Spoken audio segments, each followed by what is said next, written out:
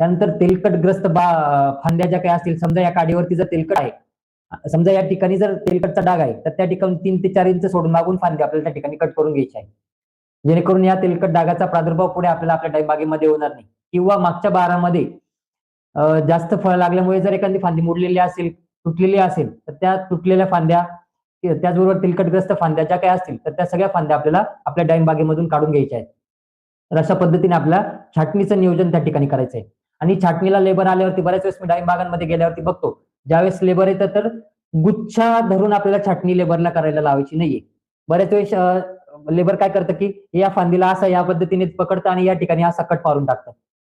आणि याच्यातून काय होतं की जी आपली पेन्सिल काडी असते, तर ती पेन्सिल काडी सुद्धा त्या ठिकाणी कटून जाते. अशा पद्धतीने गुच्छा धरून लेबरला या ठिकाणी छाटणी करायला लावायची नाहीये.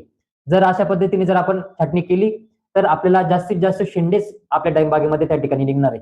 आता असतं भारतातल्या बऱ्याच मी डाळिंबागा बघितलेल्या होत्या, तर त्यामध्ये सुद्धा छाटणी बऱ्याचपैकी त्या ठिकाणी डीप केलेली होती. त्या ठिकाणून आपल्याला शेंडेच मोठ्या प्रमाणात निघतात. उदाहरणार्थ समजा ही आपली पेन्सिल काडी आहे आणि ही रिफिल काडी आहे. जर या ठिकाणी आपण इथं कट केला, ही फांदी, आता मी इथं ही फांदी कट करतो. समजा जर आपण ही फांदी इथं कट केली, ही फांदी अशी होती आणि ही फांदी जर आपण इथंच कट केली या पेन्सिल काडीला, तर इथून आपल्याला वॉटर शूटच निघणार आहे. आणि ते वॉटर शूट आपण 10 वेळेस जरी काढले तरी आपल्याला त्या ठिकाणून वॉटर शूटच आपल्याला निघणार आहे. तर त्यामुळे आपल्याला ही काळजी त्या ठिकाणी करायची आहे.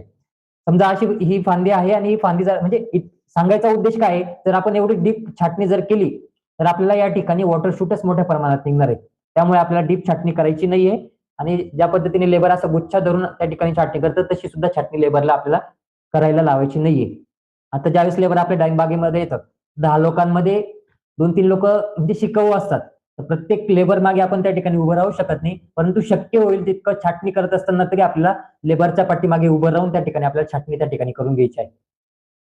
मी जर सुरुवातीला सांगितलं, जर आपण छाटणीमध्ये जर चुकलो, तर पुढचं पूर्ण बहार नियोजन त्या ठिकाणी आपलं चुकणार आहे आणि अधिकची मेहनत त्या ठिकाणी आपल्याला घ्यावी लागणार आहे.